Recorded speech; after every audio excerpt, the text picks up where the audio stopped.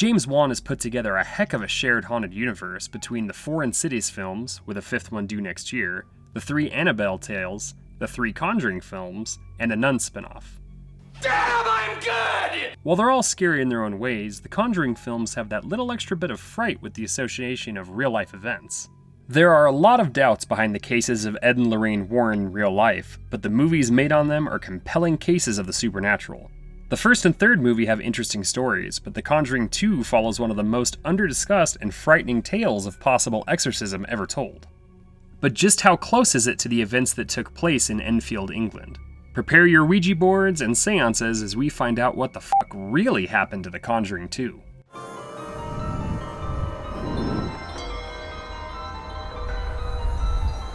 Ed and Lorraine Warren, played by Patrick Wilson and Vera Farmiga in the films, were a couple who sought out so-called possessions and other supernatural activities. Lorraine considered herself clairvoyant and a capable medium, while Ed was a self-taught demonologist. They looked into events from the late 60s to the early 90s and had their hand in many of the most famous tales told, including the famous Amityville murders. They taught others to do what they did and were members of the Catholic Church who feared that those without faith were more susceptible to hauntings and possessions. They wrote books on many of their famous cases, and of course now have several movies to tell their stories. Unfortunately, they were also seen as frauds who were dangerous to the public by pushing the idea of hauntings as fact with little to no evidence of their own to provide. Fake, fake, fake, fake. The first movie covers their case from 1971 of the Perron family who believed they lived on a haunted ground, while the second film covers the famous Enfield case. The movie was a smash success, raking in $320 million off a $30 million budget. It became the second highest grossing horror film of all time behind only The Exorcist, and was a critical success too. It would have a direct sequel and even have 2 spin-off movies, with the prequel The Nun released in 2018, and The Crooked Man being in production in some form since 2017. The story that the film is based on is very real, but how closely did James Wan stick to what was reported to actually happen? The movie opens up with the Warrens trying to find out what happened at the Amityville house, claiming the Catholic Church asked them to look into the events and determine if there was anything supernatural happening. They start a seance and try to look into the soul of the house, which has Lorraine go on a sort of spiritual walk and discover that there is a spirit on the grounds, while also seeing what she perceived as a future fate for Ed being impaled and killed. A scroll across the screen says the Warrens' investigation of the Amityville house catapulted them into the public eye.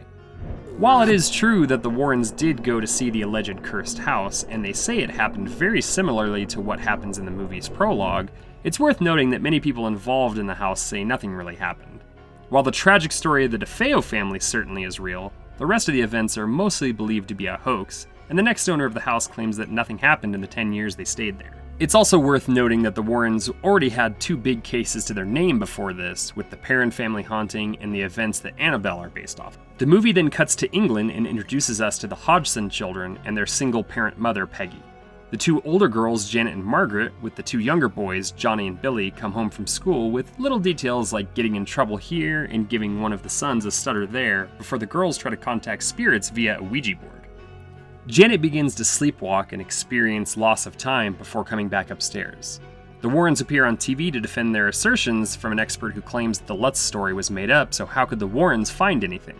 While the Warrens did have to defend themselves from attack on their character, all the side story stuff with Janet and her sister contacting spirits and the other events didn't really happen much before the main catalyst of a drawer seemingly moving on its own. While there were tons of events eventually reported, it all started when Peggy witnessed it for herself after her daughters pleaded with her to believe them. The movie builds up more suspense and supernatural appeal, with Janet having a bad dream and one of the younger brothers going downstairs to get a glass of water before seeing a swing in their backyard move on its own. Janet is awoken by her sister and has a conversation between herself and a different voice she seems to be using. Her eyes are closed and her sister helps her get back to sleep before she is suddenly at her sister's bed telling her to leave them alone.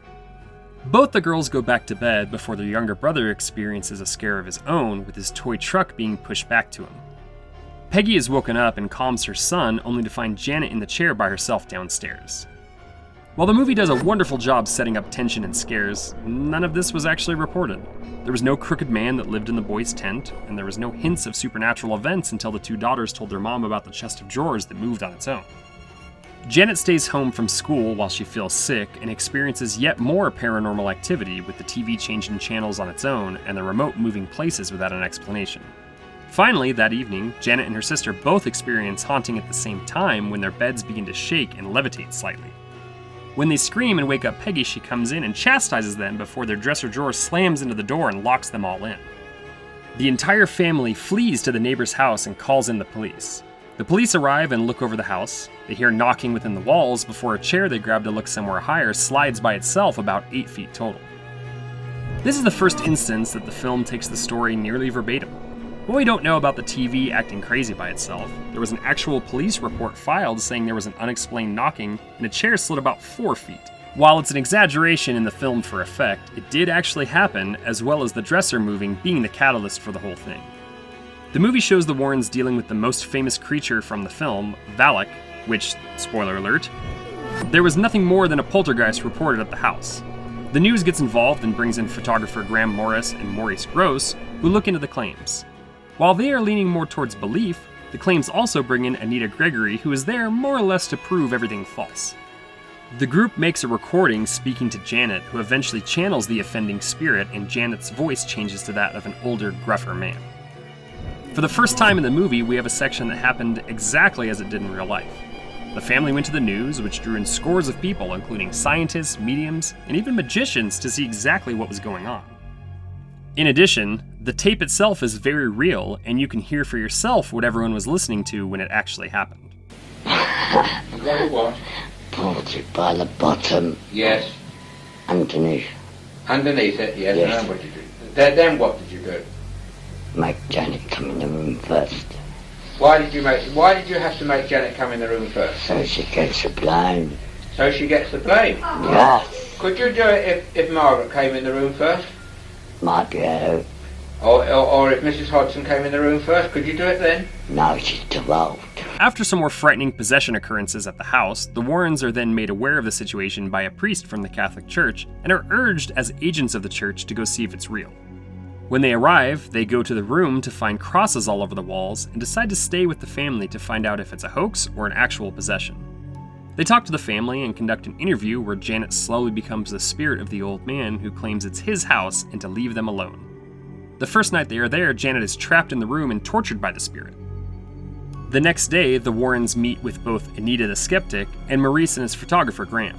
They show pictures captured of the girl mid-air, which they claim was her levitating. Sadly, this is where the movie diverges almost completely from the story. The church didn't send the Warrens to investigate, and by most accounts, the Warrens didn't stay there more than a day. Some witnesses even claiming that Ed told them they could make a lot of money from the situation.